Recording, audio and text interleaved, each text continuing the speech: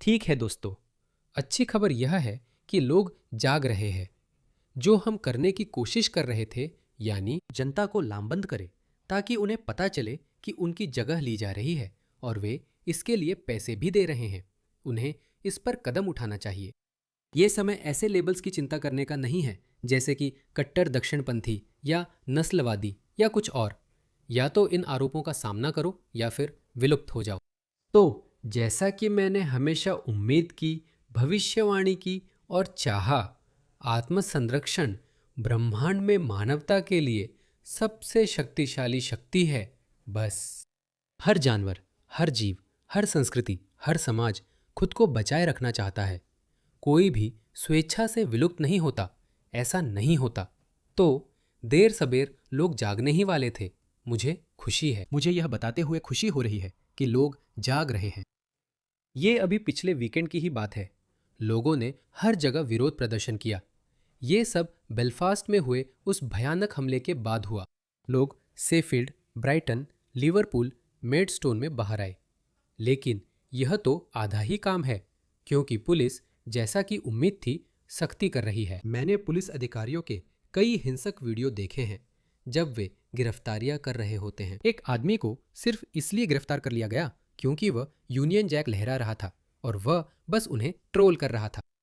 लेकिन हमने देखा है कि जब बात गैर श्वेत समुदाय की आती है तो ब्रिटिश पुलिस कैसे प्रतिक्रिया देती है। वे पूरी कोशिश करते हैं, कृपया नीचे आएं और हमारे युद्ध स्मारकों का अपमान न करें। आज़ादी कठिन है, आज़ादी बिना बलिदान के नहीं मिलती। लेकिन आप किसी अच्छी चीज़ के लिए लड़ रहे हैं। आप अपनी खुद की जिंदगी के लिए लड़ रहे हैं। आप अपनी संस्कृति के अस्तित्व के लिए लड़ रहे हैं, अपने बच्चों के भविष्य के लिए। फिर से दूसरी तरफ के लोगों से कुछ व्यक्तिगत नहीं है। दूसरी तरफ के लोग बस यहाँ के नहीं हैं, क्योंकि हमने देखा है कि क्या होता है। लेकिन वे भी जाग रहे हैं। असल में मुझे आपको ये वीडियो दिखाने दीजिए। मैं आपको कुछ वीडियो दिखाता हूँ जिनसे लगता है लोग जाग रहे हैं। इस आयरिश महिला को सुने। और मैं यहाँ अपने बच्चों के लिए हूँ, और मैं यहाँ अपने पोते पोतियों के लिए हूँ, और मैं यहाँ आयरलैंड को आयरिश लोगों के लिए, हमारी सेल्टिक जाति, हमारी संस्कृति, हमारी परंपराओं और हमारे ईसाई कैथोलिक धर्म के लिए बचाए रखने के लिए हूँ। और मैं नहीं चाहती कि आयरलैंड इस्लाम का गढ़ बन जाए। बहुत अच्छा कहा, शानदार बात है। बिल्कुल सही, एकदम परफेक्ट। सच में उसकी बात में कोई गलती नहीं है। अगर आप पाकिस्तान जाकर हर किसी से पूछे कि क्या वे चाहते हैं कि पाकिस्तान गोरे लोगों से भर जाए, तो कोई भी हाँ नहीं बोलेगा। कोई नहीं, कोई भी यह नहीं कहेगा। शायद 5% लोग कहेंगे। असल में वे कहेंगे कि गोरे लोगों का हमारे बीच रहने के लिए स्वागत है, लेकिन यहाँ हमारे ही नियम चलेंगे। अगर आप जनसांख्यिकीय पतन या प्रतिस्थापन का सामना करते हैं तो वे कहेंगे नहीं, हम ऐसा नहीं चाहते। लेकिन जब पश्चिमी लोग ऐसा कहते हैं तो यह विवादास्पद क्यों हो जाता है? जानते हैं यह विवादास्पद क्यों है? क्योंकि वे संस्कृति को बदल देते हैं। उन्होंने कहा नहीं, बहुसांस्कृतिकता हमें समृद्ध बनाती है, विविधता हमारी ताकत है। इस पैमाने पर यह प्रयोग केवल पश्चिम में ही हुआ है, कहीं और ऐसा नहीं हुआ। कम से कम इस तरीके से तो नहीं। यह सामाजिक इंजीनियरिंग है। इस ब्रिटिश आदमी को सुनिए। मुझे पता है कि उसकी आवाज़ उदास और निराश लगती है, लेकिन अंदाज़ा लगाइए क्या? आपकी चिंता, आपका डर, आपकी फिक्र, यही हमें चाहिए। हमें सबसे पहले यही चाहिए। आपको गुस्सा होना चाहिए, आपको परेशान होना चाहिए, आपको फिक्र करनी चाहिए। यही आपको बोलने पर मजबूर करेगा। और जब आप बोलेंगे तब फर्क नहीं पड़ता कि आपका शासक कौन है। आपका शासक पुतिन भी हो सकता है, जो एक तानाशाह है। तानाशाही हमेशा मजबूत लोगों से डरती है।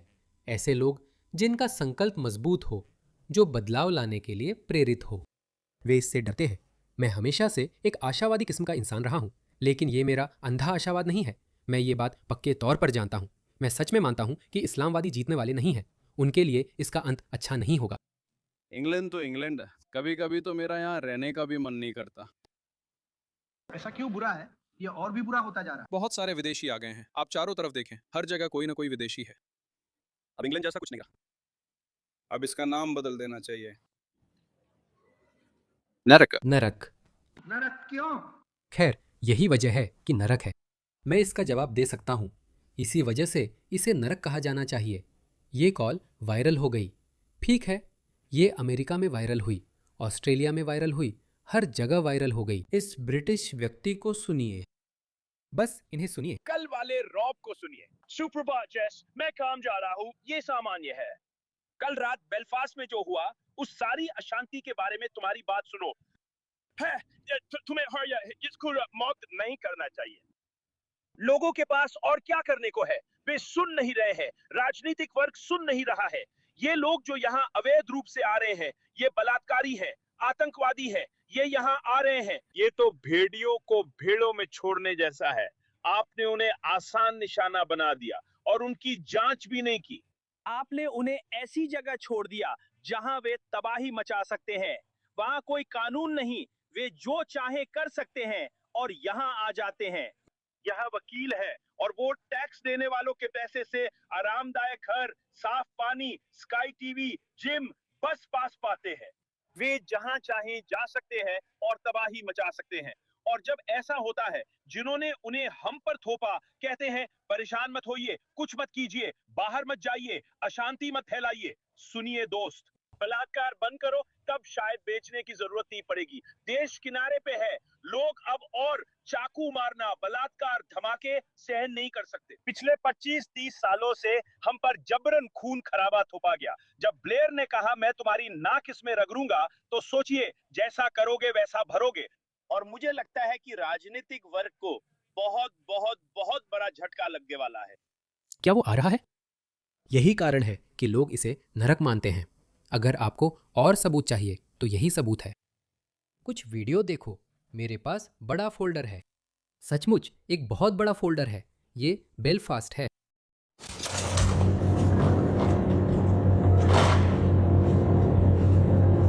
ये वही आदमी है जिसके बारे में मैं बात कर रहा था कि ये लोग यहाँ आते हैं। जहाँ से ये आते हैं वहाँ कोई कानून नहीं है। इन लोगों पर कोई रोक टोक नहीं है। बस ऐसे ही इधर उधर घूमते हैं, लोगों की संपत्ति को नुकसान पहुँचाना शुरू कर देते हैं। मैं वो वीडियो नहीं ढूंढ पा रहा हूँ जिसमें बीबीसी भी मान रही थी कि शरण मांगने वाले हिंसक अपराधों में 4-5 गुना ज़्यादा शामिल हैं। मुझे लगता है असली संख्या इससे ज़्यादा है, क्योंकि यूके सरकार, जैसा बीबीसी ने बताया, इमिग्रेशन स्थिति दर्ज नहीं करती, सिर्फ राष्ट्रीयता या कुछ और दर्ज करती है। ये रिपोर्ट में था। लेकिन हाँ, देखो देखो क्या हो रहा है। यही हो रहा है, यही हो रहा है। इसे देखो।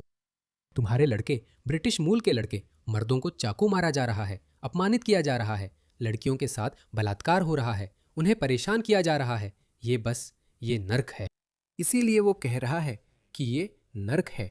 देखो देखो मुझे कितना बुरा लग रहा है। नहीं, किसी को भी ऐसा महसूस नहीं करना चाहिए। किसी को अपने देश के बारे में ऐसा नहीं सोचना चाहिए। लोग निराश, गुस्से में और दुखी हैं। आप तो दुनिया का नेतृत्व करते थे। आपने दुनिया का नेतृत्व किया था। मैं उपनिवेशवाद की बात नहीं कर रहा हूँ, वो भी हुआ था। मेरा मतलब है, आपने दुनिया को पहली औद्योगिक क्रांति दी। आपने दुनिया को जीत लिया था। आपके पास श्रेष्ठ सैन्य शक्ति थी और फिर आपके पास यह नियंत्रित पतन आया। लेकिन तब भी 80 और 90 के दशक में यूके एक बहुत ही पसंदीदा गंतव्य था। ऐसा होने की उम्मीद नहीं थी। माफ कीजिए, मुझे आपको यह दिखाने दीजिए। मुझे आपको दिखाने दीजिए। बहुत कुछ है। इसे देखिए, यह अब यूके है। ये क्या है?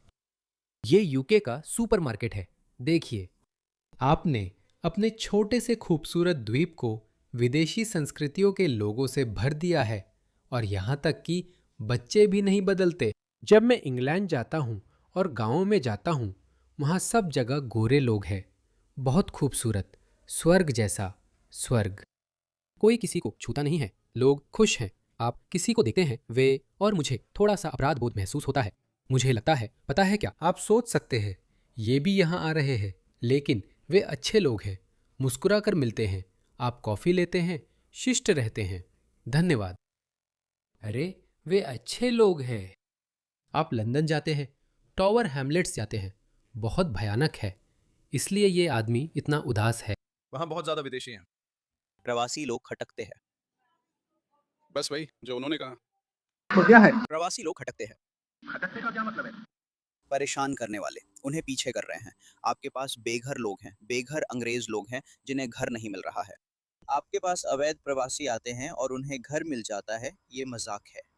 इतना ही नहीं, और भी बहुत कुछ है। मुझे तो भयानक कहानियां सुनी हैं।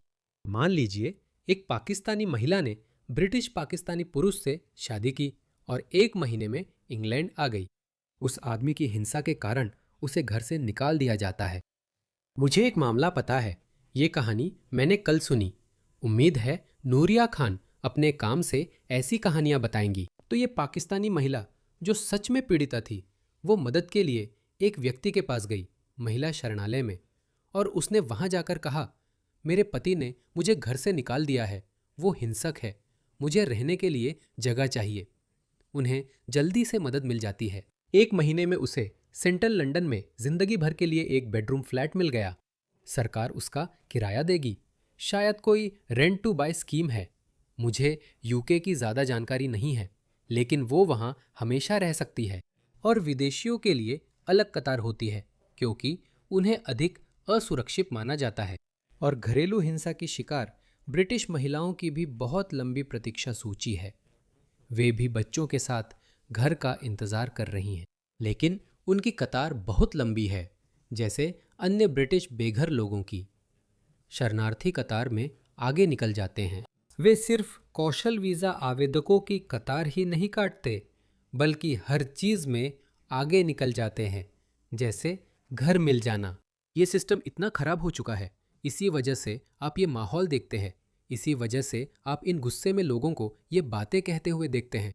तो आप सिर्फ अवैध प्रवासी कह रहे हैं? मैं बात कर रहा हूं, मैंने अभी कानूनी प्रवासियों के बारे में पूछा था। चाहे वे कानूनी प्रवासी हो, उन्हें अंग्रेजों से ऊपर नहीं रखना चाहिए। हम प्रवासियों पर बहुत ज्यादा टैक्स का पैसा खर्च करते हैं और मुझे लगता है कि यही बात है। वह पाकिस्तानी महिला सच में पीड़िता है। एक शब्द अंग्रेजी नहीं बोल सकती, कभी ब्रिटिश समाज या अर्थव्यवस्था में योगदान नहीं दे पाएगी। उसे एक मुफ्त घर मिला है और वह दसियों हजारों में से एक है। और फिर वे कहते हैं कि घरों की कमी है। घर में कोई कमी नहीं है। कभी कभी खुद से पूछना पड़ता है, क्या यह सच है? हाँ, ऐसा ही है। कुछ नौकरशाह है, तो ऐसा क्यों हो रहा है? ये दरअसल इसे प्रक्रियाओं में धीरे धीरे सुधार कहा जाता है। आप जानते हैं, जैसे शुरू में ये ऐसे ही शुरू हुआ होगा। हाँ, ये घाना, अफगानिस्तान से आई कमज़ोर महिलाएं, इन्हें हमारी मदद की ज़रूरत है। चूँकि ये महिला शरण केंद्र स्वतंत्र एनजीओ हैं, इन्हें सरकार से फंडिंग और सिफारिश मिलती है। ये काम करके गृह मंत्रालय या संबंधित विभाग को सिफारिश भेजती हैं कि हमें इसकी ज़रूरत है। यहाँ 30 महिलाएं हैं जो घरेलू हिंसा की शिकार और कमज़ोर हैं। उन्हें घर चाहिए, इसलिए वे दबाव बनाती है और फिर जिस भी नौकरशाह या मंत्री पर हर तरफ से दबाव आ रहा है, उस पर असर डालती है। वे कहते हैं यही तरीका है जिससे वे आपके टैक्स का वितरण करते हैं। ब्रिटिश लोग भी टैक्स भर रहे हैं। जिसने मुझे बताया वो खुद घर खरीदने के लिए संघर्ष कर रहे थे। वो पाकिस्तानी महिला हाल ही में आई थी, लेकिन उससे उनका कोई व्यक्तिगत संबंध नहीं था। वो सच में पीड़ित थीं। समस्या ये है कि यूके सबका ध्यान नहीं रख सकता। वो पाकिस्तान इसलिए नहीं जाना चाहती थी क्योंकि परिवार उसकी शादी किसी और से करवा देता। तो कुछ पिछड़ी हुई संस्कृतियां हैं। यूके कोई सुपरमैन नहीं है, ये कोई एवेंजर नहीं है, ये कोई सुपर हीरो नहीं है कि सबका ध्यान रखे या हर ज़रूरतमंद की मदद करे। आप ऐसा नहीं कर सकते, आप इसके काबिल नहीं हैं। लेकिन ये समाजवादी जोकर लोग, वे इसे ऐसे नहीं देखते। खैर, मैं विषय से भटक रहा हूँ। तो अच्छी खबर यह है कि ब्रिटेन के लोग जाग रहे हैं। वे अब अधिक राजनीतिक रूप से सक्रिय हो रहे हैं और कह रहे हैं कि अब बहुत हो गया, हम ये नहीं चाहते, हम अब और ये सब सहन नहीं करना चाहते। कुछ मुस्लिम कह रहे हैं कि अब यूके छोड़ने का समय आ गया है, लेकिन दूसरे लोग भी इसका विरोध कर रहे हैं। इसे देखिए, कनाडा में कुछ विदेशी इस्लामवादियों ने मॉन्ट्रियल के चर्चों के बाहर नमाज पढ़ना उचित समझा, तो क्यूबेक सरकार ने मुसलमानों के सार्वजनिक स्थानों पर नमाज पढ़ने पर प्रतिबंध लगा दिया है। इसे देखिए। तो आध्यात्मिक प्रभुत्व स्थापित करने की कोशिश में आप जानते हैं मुसलमान ऐसा करना पसंद करते हैं। वे ऐतिहासिक स्थलों के सामने जाते हैं, वे चर्चों के सामने जाते हैं, वे दूसरों के पूजा स्थलों के सामने जाते हैं और वहां नमाज पढ़ते हैं। ये अपने प्रभुत्व को जताने का एक शांत तरीका है। तो उन्होंने कनाडा में ऐसा किया और एक बार के लिए ईसाइयों ने दूसरी गाल नहीं किया। उन्होंने कहा, जानते हो क्या, F इज। उन्होंने ऐसा किया, इसे देखो।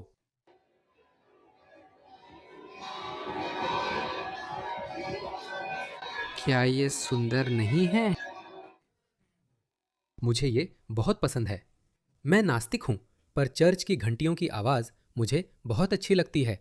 तो कैथेड्रल ने जवाब दिया, चर्च की घंटियां जोर से बजाकर। बहुत खूबसूरत। यही तरीका है जवाब देने का। आपको मजबूती, अधिकार के साथ जवाब देना चाहिए और कहना चाहिए, अब बहुत हो गया। लेकिन इसका मनचाहा असर हो रहा है। तो जो मैं आपसे साझा करना चाहता था, मुसलमान भी गुस्सा हो रहे हैं। वे नहीं कहेंगे कि गोरे लोग जाग गए हैं। वे अपनी संस्कृति बचाना चाहते हैं। चलो वापस चलते हैं। ऐसा नहीं होगा। वे भी गुस्सा हो रहे हैं। वे भी अपने लोगों को इकट्ठा कर रहे हैं। यूं कहें, इसे देखिए। यह वीडियो गुमनाम रूप से सोशल मीडिया पर डाला गया था और इसमें ब्रिटेन की मुस्लिम समुदाय के लिए एक संदेश था।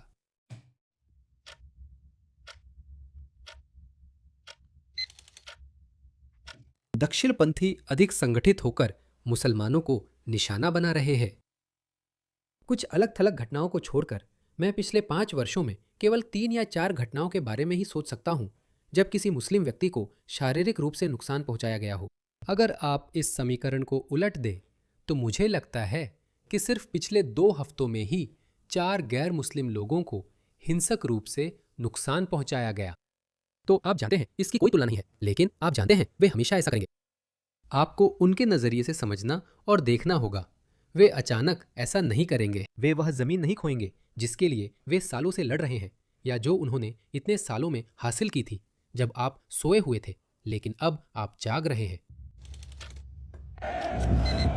नागरिक अशांति आने वाले समय में हो सकती है।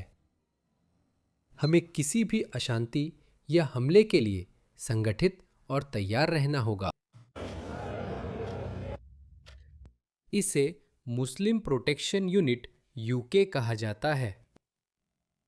तो जाहिर है कि इसे ऑनलाइन बहुत लोकप्रियता मिली और लोगों ने उस पर कमेंट करना शुरू कर दिया। मैंने भी, आप जानते हैं, मैं भी ऐसा था। अरे अरे मैट, कृपया, क्या आप इसे देख रहे हैं? हाल ही में हमने एक वीडियो साझा किया था। एक वीडियो था जिस पर मैंने 2-3 महीने पहले रिपोर्ट की थी, जिसमें कुछ मुस्लिम सुरक्षा लाइसेंस के लिए आवेदन करने की बात कह रहे थे। तो वे सुरक्षा कंपनियां बनाने जा रहे हैं जो विशेष रूप से मुस्लिमों के हितों की देखभाल के लिए समर्पित होंगी, यानी मुस्लिमों को दक्षिणपंथी हमलों से बचाना। मैं सोच रहा था, क्या यह अर्धसैनिक बल है? आप क्या कर रहे हैं? वह मामला वैसे ही ठंडा पड़ गया। जाहिर है ये खत्म नहीं हुआ, क्योंकि ये फिर भी हिंदू नहीं है। वे चुपचाप नहीं जाते। यह शांतिवादी संस्कृति नहीं है जो आपने सुना है, उसके विपरीत। यह शांति का धर्म नहीं है। सच तो इसका उल्टा है। उन्हें लड़ना आता है। उनके पास इन समस्याओं के लिए सिद्धांत आधारित समाधान है और उनके पास हिंसक विद्रोह में बहुत मजबूत आधार है और वे इसे जिहाद कहते हैं। मुझे यकीन है आपने इसके बारे में सुना होगा। तो वे आपको बता सकते हैं कि जिहाद का मतलब आंतरिक संघर्ष होता है।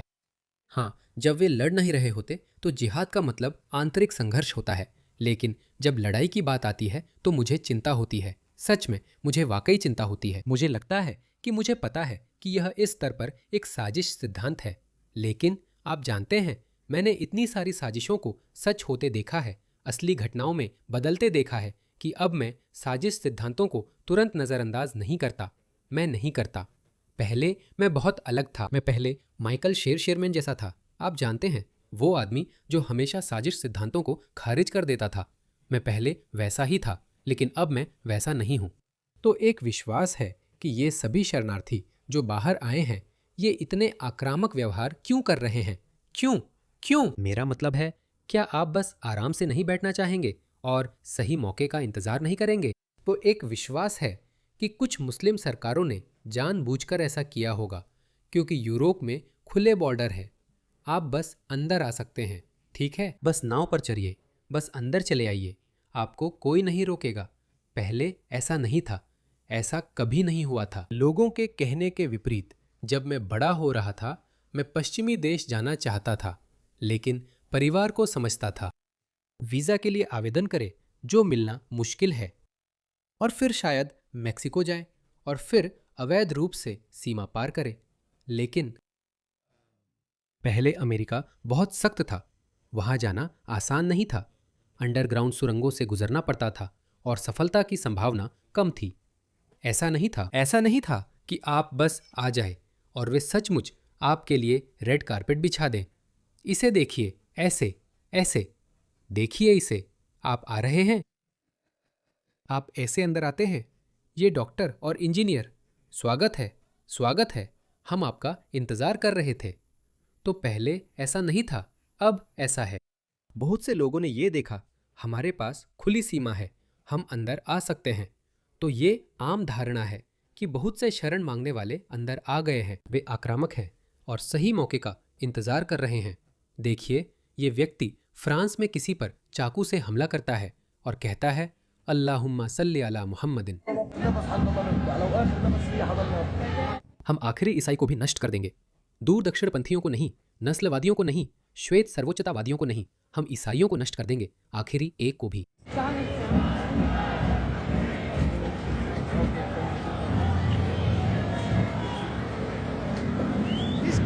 उसे गिरफ्तार किया जा रहा है, इसलिए हमने आपको बताया था कि वे अकेले नहीं आए, वे अपने परिवारों के साथ नहीं आए, वे एक मकसद के साथ आए थे। तो मैं कुछ लोग कह रहे हैं, तो अल-कायदा, इन लोगों के पास हथियार है। हमें पता है कि हमने देखा है कि लोगों के पास मस्जिदों में हथियार है। हमने ये अपनी आंखों से देखा है। इसे सुनिए, मैं जो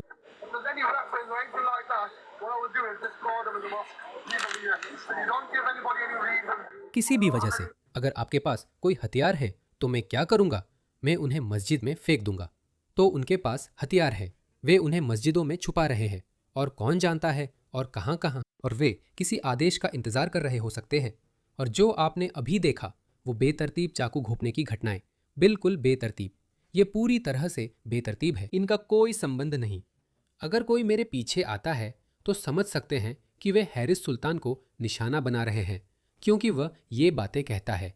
ये यूं ही चुने गए लोग हैं। वो 17 साल की ब्रिटिश पाकिस्तानी लड़की अपने काम से जा रही थी, तभी उसने उस पर चाकू से हमला कर दिया। जाहिर है वो आदमी बेलफास्ट में। सच में मैंने ऐसे सैकड़ों वीडियो देखे हैं। बस एक्स पर रेडियो जनवा को फॉलो करो, अब कोई इसे नकार नहीं सकता। बीबीसी ने भी मान लिया है कि उनकी संख्या अनुपात से ज्यादा है। असल में इतना ज्यादा कि ये मुस्लिम महिला भी, सुनो इस मुस्लिम महिला को, वो भी कह रही है, ये क्या हो रहा है? उन्हें अंदर लाओ, उन्हें होटलों में रखते हैं और फिर उन्हें बंदूकें दे देते हैं। फिर वे एक गृह युद्ध शुरू कर देते हैं। और किसके पास बंदूकें हैं? प्रवासियों के पास। नहीं, प्रवासी नहीं, शरण मांगने वाले। असल में हाँ, प्रवासी भी, कौन जानता है। और फिर क्या होता है?